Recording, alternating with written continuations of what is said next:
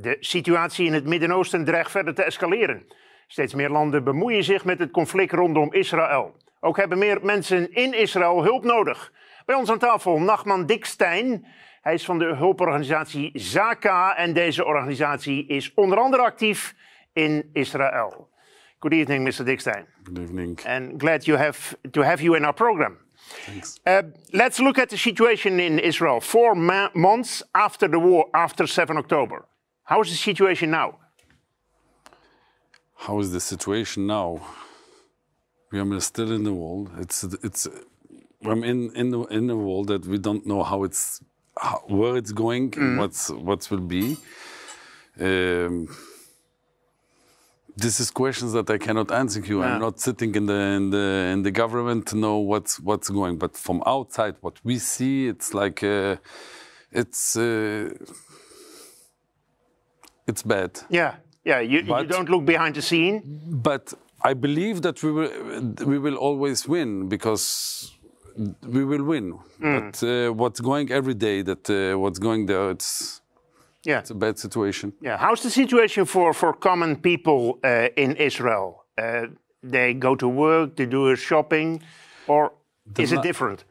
Everything is different because every person has somebody in the world. That means a person has kidnapped families. Yeah. You have people that the children are in the army, the husband. It's something very nice to see. Like everybody is together. In this side, you can see like I know my mother is cooking for the soldiers. Everybody is doing. Everybody is involved. Yeah. Now the life we need also the economy needs to go and people are working. People are trying to do something, but it's not like before. It's not we are in the world. It's yeah. But as you describe it, it's more like a big family. Always, Israel is a big family in the whole world. Yeah. This means even if somebody has a person has a problem here, and we know it, we will try to help him. It's one Israel. The Jewish are one big community, not different. It's one big family. Yeah. It's right. Like I sit here, but my heart is in Israel. Yeah. And where I will be, my heart is there, and this is Israel. Okay, let's look at the situation in the world because many countries ask questions about what was happening on October 7. Do you understand that?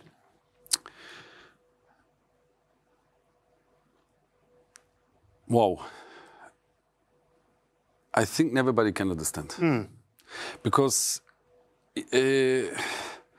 A normal branch of a person cannot think what happened there. No. That means that you can be prepared for missiles, you can be prepared for a lot of things, but to be prepared for something like this, no way, because I was there from the 7 in the afternoon.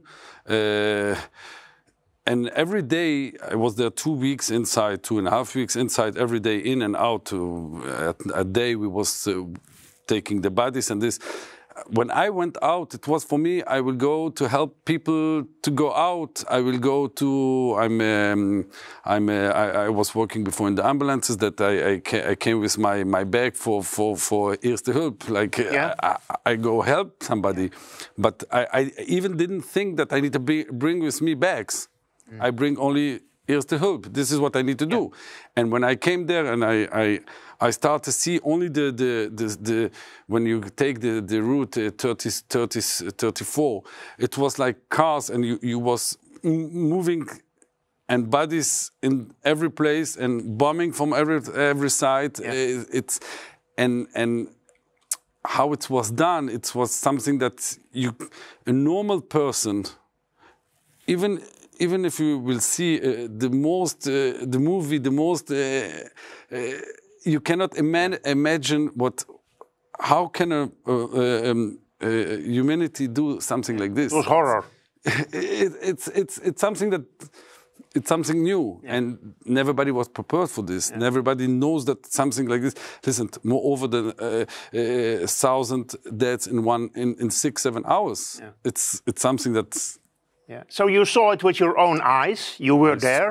I saw it. I touched it. Yeah. My hand was burned because we took the bodies. The bodies was burning. I came home like 4 or 5 o'clock in the morning for 1-2 hours only. Yeah. Because we went back. I realized that my whole my arm was burned, really burned. Like we have like it was, yes. We put water because it was something that. Yeah. I think somebody that didn't see it, even if I will show you the pictures and I will show you the videos and I will show you, you cannot, if you didn't touch it and you didn't see it with your eyes, really, you cannot imagine that somebody can do something like this. Yeah. People who didn't see it, international politicians, for example, they put questions by what happened on October 7th. Do you understand that they put questions, for example, to your story? Yes, I don't understand. Yes, yeah. I was already with people that ask me questions and very hard questions, and I ask one other question. A Jew always answering with a question, and the question was, why when Israel will send a missile and Hamas will make a picture of a video that you have 5 bodies from terrorists, maybe civilian clothes, but they are terrorists, and they was killed, the whole world will say, Israel, you are killing people. But when the Hamas goes with the camera, how we say this? On their helmet, body cam. And they put it on the Telegram, and you can see, I don't need to, you know what? I don't need to, my old films, everything what I did by myself, by video and try to make pictures, I did it because I know, I know, I didn't know, I know, and I didn't believe that it would be something like this, that people will not believe it. But why this you believe and something else you don't believe? Then this show you already something wrong. Yeah. People ask also the question, how could this happen to Israel?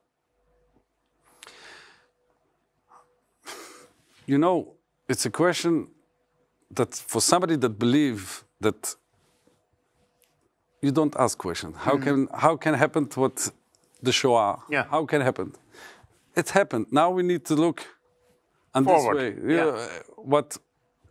What was before, you can only learn from this to get a better future. How it can be, I cannot answer you. It's something that's... Okay, we look forward in a minute, but last question on this topic. After the war, let's hope and pray that it is soon, that the war is over. Who is to blame? Is that your Prime Minister, your Minister of Defense, your...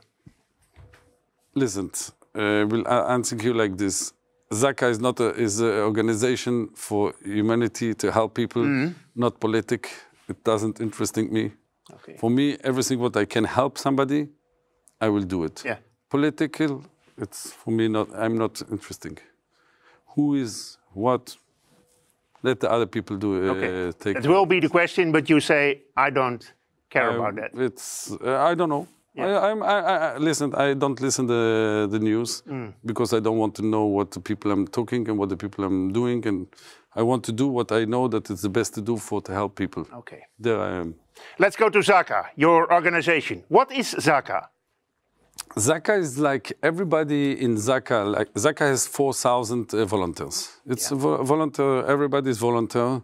It's like around the 4,000 volunteers, only in Israel. Outside Israel, we have in every place also people. Every country we have people. Yeah. Everybody is like working in ambulances, paramedics, doctors. ZAKA has a lot of units. Like we have units for if somebody is accidents. We're coming to keep the life. But if the person is die, then we have 2 bags. We have 1 bag, the red bag from Magen David, like to help to try to keep the life. But if not, we have the second bag to put the person in a bag and to take care of the body, to bring back the body for the family on the best way. This is the organization of ZAKA. Okay. It's important in the all visions, like first for the family to have where to go, to bring the whole body, because it's also by the Torah, like to a person is a piece of how I say, it's a piece of God. It's and you need to bring it back to the same and to birth. So find so to say all the pieces. Everything. I can tell you a lot of stories. When we came there, the people was not in one piece. We was like looking, where is the neck, where is the head, where is the... Because they didn't only killed. They didn't only killed. Really not. There was children, women. I'm not talking about abused. Yeah. Because this is one big story that we have proofs. We saw it. We have... but... It was people in pieces. It was like... They destroyed the bodies. Yes, but we was looking a child and his head is not there. The fingers was not there. And every piece needs to be together. And then we are looking and try to find every piece. What does it do with you as a person when you walk around in such a horrific situation? In the moment, nothing. Because I'm here and my mission is to help. It's like my mission is now to do something. Then I don't have time to think about. After, yes, it's difficult. Then the story comes. Yeah, it comes. Yeah. Yes, sometimes in the middle of the night you wake up and you... Yes, but... And how do you deal with that? Do you speak a lot about it, or? I think that the reason that the most people of ZAKA are religion people, it's the reason that if you believe, then you know this is what happened, and you need to see the life in the front of you. You need to go. This is c'est la vie. Should I stop? But it will not help me. Do you feel it as a religious duty? I think that if you're religion, it's much more easy for you to do it. This is that you have not religion people also in the ZAKA organization, but I think for a religion person, it's difficult, but it's much more easy. Yeah, this is my feeling. Yeah, if you believe, then everything what happened is happened, and don't ask questions. Yeah, and how important is it for the families you described that you bring back the bodies or part of the bodies or? It's the most important thing. It's not even something with religion. It's something that every person wants to know where he can find to go to his son, his mother, it's something very... Everybody wants the body of his... then. Yeah. We're now 4 months after the starting of the war. You still work in Israel as ZAKA? I live in Ukraine. Like for me, it's already... You live in Ukraine? Yes. I have two years. In the 27, it's 2 years for me, the world. Yeah. Because I went out from Kiev, the 27, when the tanks was around Kiev. And when I went out, it was like last minute, because everybody believes that something will happen. And I went to Moldova with an old group, a lot of cars, the old communities, and there I was there, and there I get phone calls because ZAKA again. Then I get phone calls. Somebody was wounded, or somebody was killed. And then I start in Moldova. I opened ZAKA opened a hotel, and we took out only sick people, Holocaust people, and from everything. We sent to Israel, to Europe, to a lot of cities, flights, medical flights, and everything. And I went to Israel like for Sukkot, like to see the children and the grandchildren. For me, it was like Now normally I'm going to Israel every 2 weeks. I'm going, now it's much more difficult because no flights. Then I need always to go to Poland or to Moldova to take the flight. It's like every trip is like 2 days. Yeah, but you live in Ukraine, you work in Israel, so you're... I'm not working, I'm volunteer.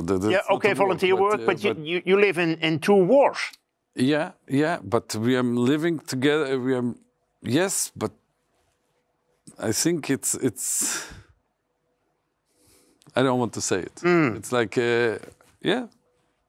I'm going here, we try, when I'm in Ukraine, but even when I'm in Israel, if I get a phone call for somebody that needs help in Ukraine, now with the phone you can do everything. Yeah. In Israel it was more work with your hand because it was so many bodies that it was like something. In Ukraine it's more to help people that sick, bring them out of hospital, outside hospitals, outside Ukraine, wounded soldiers, wounded people, then we try to help everybody. Yeah. In the countries where you work, like Ukraine and Israel and maybe other countries in the world, as ZAKA, do you also try to spread the gospel?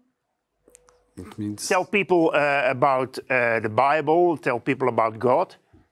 Or is it only helping and that's it? No, I don't think that you need to no, I never did it. And I don't think that I will do it because I think that it's you see it on me that I'm a Jew. Yeah. It's like I say for everybody, if you will eat a good ice cream on the street, it's hot and you want to eat a good ice cream. You see somebody, you want to eat the same ice cream. Yeah. But if you will see a homeless eat the same ice cream but with his fingers, you don't want to eat it.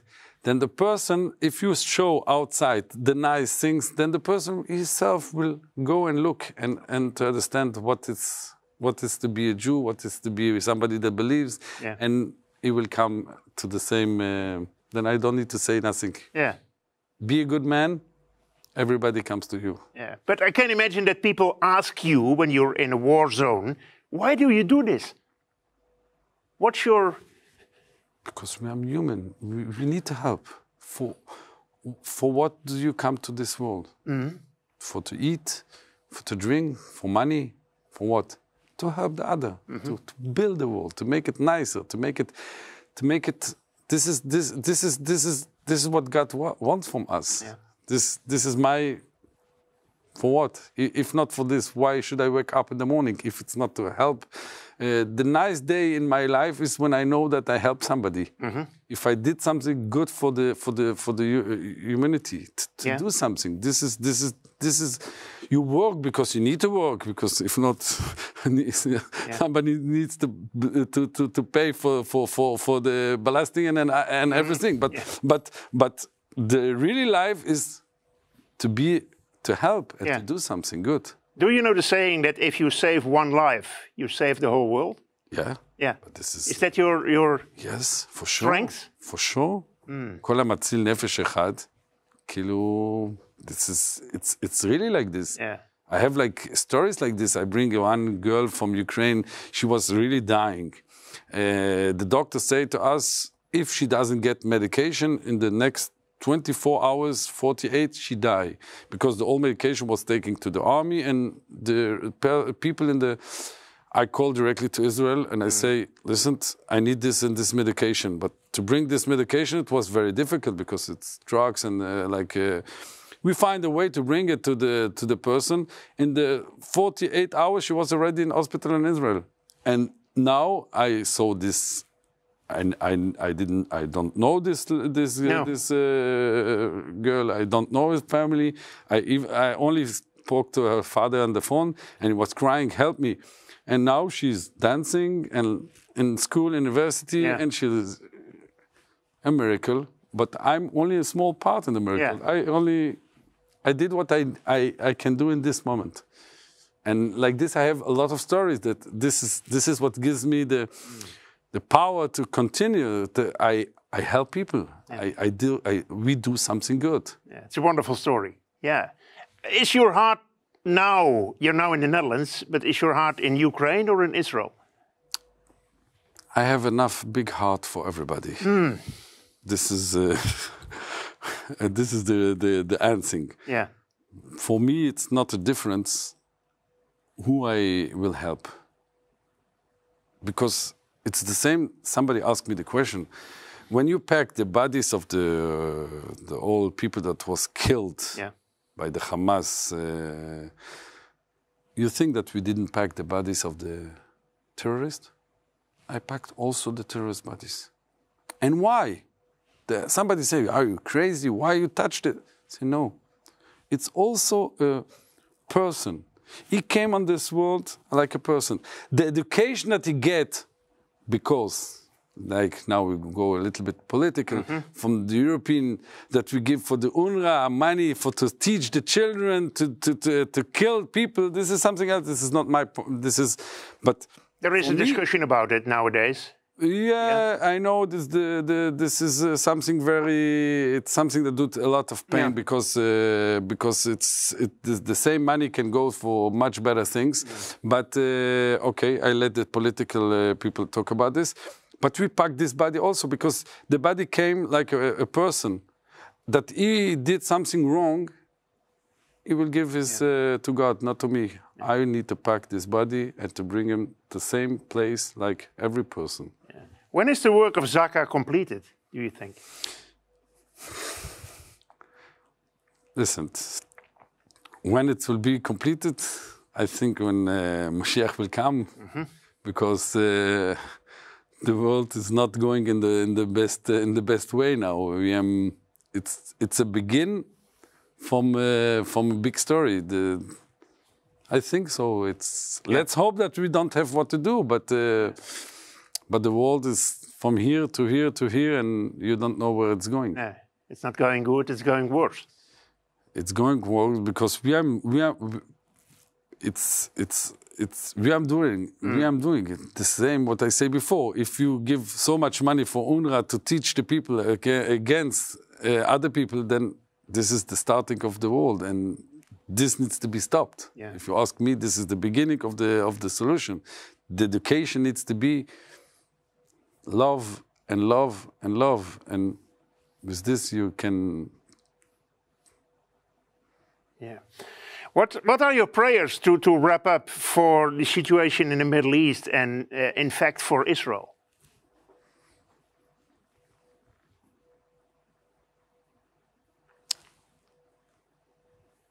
I didn't understand exactly the question. Like, what do you, again? What is your hopeful thought for the situation in the Middle East? Honestly, that the world will understand that everybody has his language. And with the Hamas, we have one language. And it's not that if you will give him and bring him to work in Israel and bring him to work in my house and then come to kill me, if the world will understand this, that everybody has his language. And I think this is the answer. Yeah. So you have to see from that point of view. You can go here in a lot of in a big but again it's like I think you understand exactly what I mean. It's like the Middle East needs to be changed, but the changing needs to be done by us. And to change it, now it's to finish the Hamas. Okay. This is. Thank you for this story, Mr. Nachman Dickstein from ZAKA, and God bless you. Thank you, thank you.